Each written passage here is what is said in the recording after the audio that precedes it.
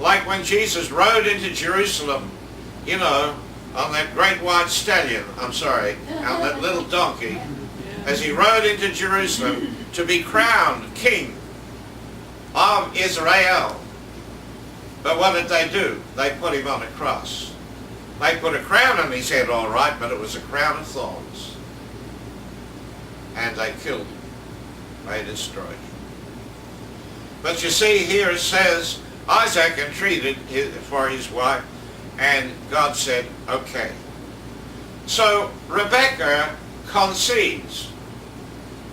But as the pregnancy progresses, she's got a problem. And she says, well, if this is really God, Isaac, you know, you told me this was God, that God was going to open my womb, and that what I would bring forth would be of God. But I've got a problem. World War III is going on in here. How can this be God? How can this be God? And so she did what we all should do when there's a problem. She asked the Lord. She asked the Lord, what's going on? And the Lord began to speak.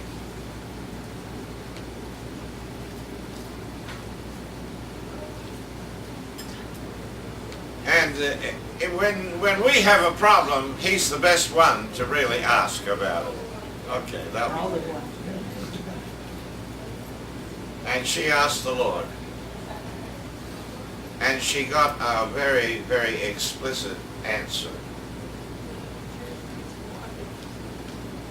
So Rebekah said, Lord, what's happening? I've got World War III going on in here, and I need you to tell me what's happening because I can't understand this.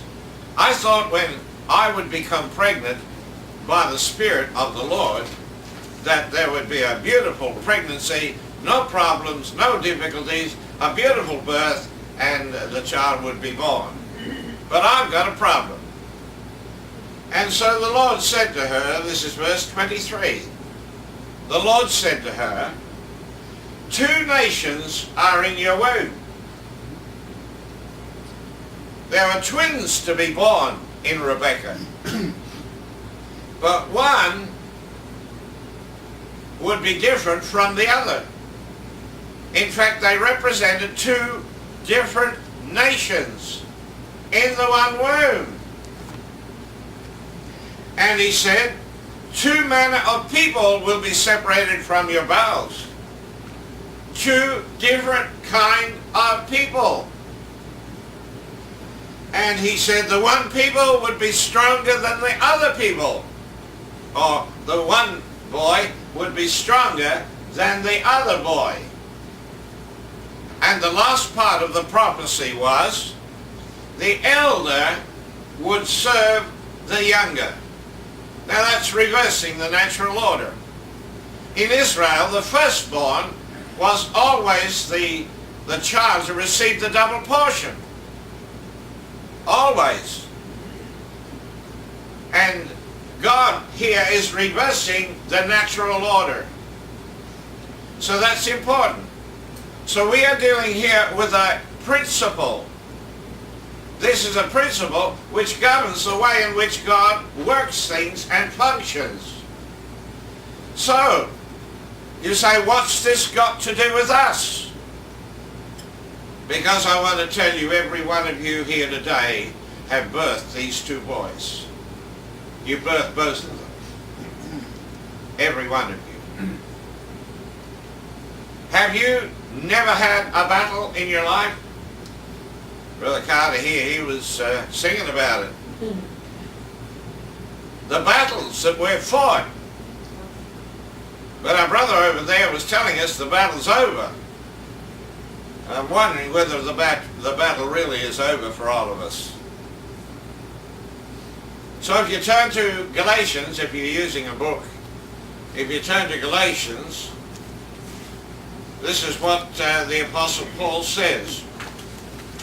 Because this is the battle we're talking about.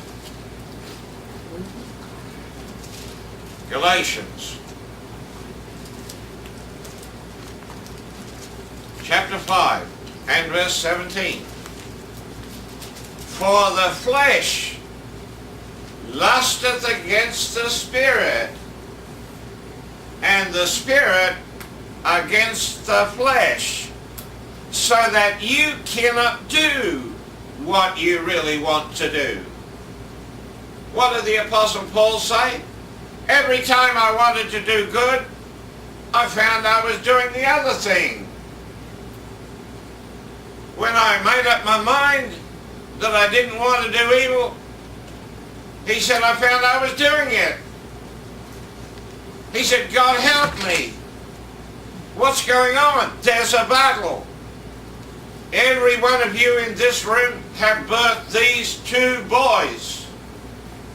And all the battle in your life is between these two boys. Because they are two different nations. When Nicodemus came to Jesus, what did he say? He said, we know you come from God. And Jesus didn't debate with him about that at all. What did he say? He said, Nicodemus, you need to be born from above. Don't use the word again because it's not a good translation of the true word there. It's born from above. Because that's where our true birth comes from.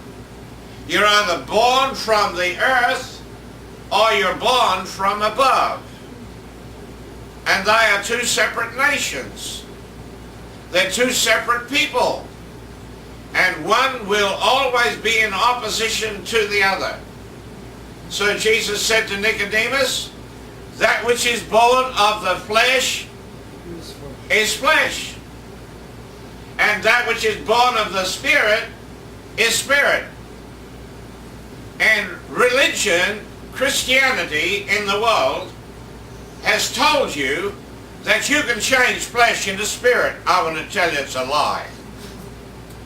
Yep. That which is born of flesh is flesh. It is flesh. And you and I have no power to make it spirit. I said you and I. God can do anything. But you see, the flesh is one thing. It's from the earth. It's the earthly thing. But what did Paul say in 1 Corinthians 15? He said, that which is first was not the spiritual one. We were born from the earth. And that's the earthly man.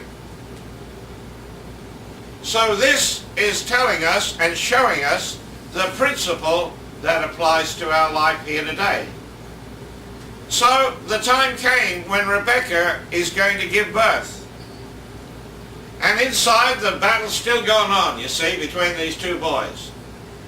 Well, one of these boys starts on the way out. And the other boy, he's reaching out and gotten hold of his heel. And he's saying, come back here, I want to get out first, come on, don't be greedy like that, come on. He's got hold of his heel, you see, but he can't pull him back. This guy is out. And he's the firstborn. And he gets the birthright. And the other guy said, well, I missed that one. Here I am still back here, and he's already gone. He tried to pull him back, but he couldn't. Why? Because this is a divine principle. You see, this is the picture book. I'm pretty simple, you know. I have to look in the picture book to understand what Paul was talking about when he said that that which is first is not spiritual. That which is first is from the earth. It's the earthly man.